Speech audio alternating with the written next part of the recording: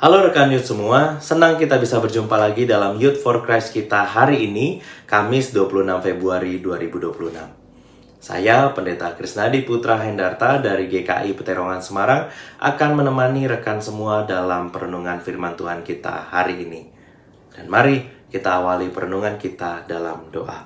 Kita berdoa. Di tengah hidup yang tak menentu, kami sungguh bersyukur ya Bapa.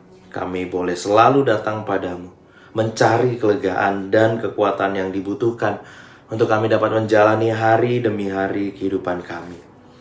Maka biarlah saat ini kami pun ditolong melalui kebenaran firman Tuhan. Roh-Mu yang kudus bekerjalah di antara kami, supaya firman yang kami baca dan renungkan ini sungguh memandu kehidupan setiap kami. Dan bersabdalah kepada setiap kami, sebab kami semua sedia untuk mendengarkan. Di dalam nama Tuhan Yesus kami berdoa. Amin. Rekan Youth yang terkasih dalam Tuhan Yesus Kristus, tema kita hari ini adalah roh keberanian.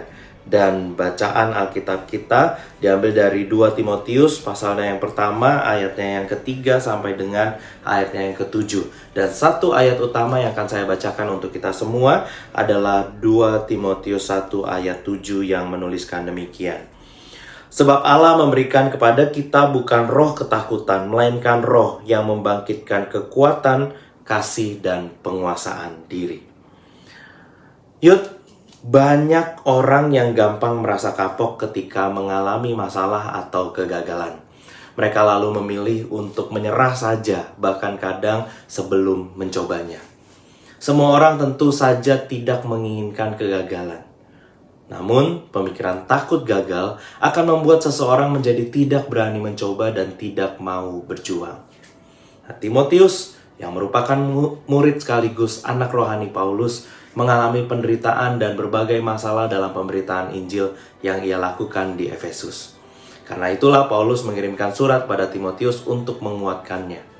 Paulus mengingatkan Timotius untuk tidak menyerah dalam pekerjaan pekabaran Injil di Efesus. Dan Paulus mengingatkan bahwa Allah tidak memberikan roh ketakutan, melainkan roh yang membangkitkan kekuatan, kasih, dan ketertiban. Youth, jika kita membayangkan bahwa menjadi orang Kristen berarti hidup tanpa masalah, maka kita akan kecewa. Sebab menjadi orang Kristen bukan berarti menjadi kebal dari masalah dan penderitaan. Tuhan Yesus tidak pernah menjanjikan bahwa pengikutnya akan bebas dari permasalahan hidup. Yang Tuhan Yesus janjikan adalah kekuatan untuk menghadapi kesulitan dan permasalahan hidup. Dengan kata lain, kita mungkin akan terus mengalami berbagai permasalahan dalam hidup ini, tetapi Tuhan akan memberikan kita kekuatan untuk menghadapi masalah itu, bukan untuk menghindarinya. Roh keberanian tentu saja harus disertai oleh hikmat dari Roh Kudus, karena keberanian tanpa hikmat seringkali justru jadi aksi nekat belaka. Dua pertanyaan yang boleh kita ajukan untuk melihat kembali perenungan kita saat ini adalah yang pertama, bagaimana Paulus membangkitkan semangat Timotius dalam menghadapi masalah? Dan yang kedua, bagaimana cara kita menghadapi permasalahan hidup? Mari kita bersama berdoa. Bapa, kami ingin dapat sungguh-sungguh hidup sebagai orang Kristen yang tahan uji. Sebagai orang Kristen yang tidak lari dari masalah, tetapi senantiasa mengandalkan kekuatan pemberian Tuhan untuk menghadapi setiap pergumulan yang ada dengan keberanian yang cukup, karena kami menjalaninya bersama dengan Tuhan. Dan berikan kami hikmat, supaya kami mengerti apa yang harus kami lakukan ketika tantangan itu datang. Inilah tekad dan permohonan kami, dan demi Kristus kami berdoa. Amin.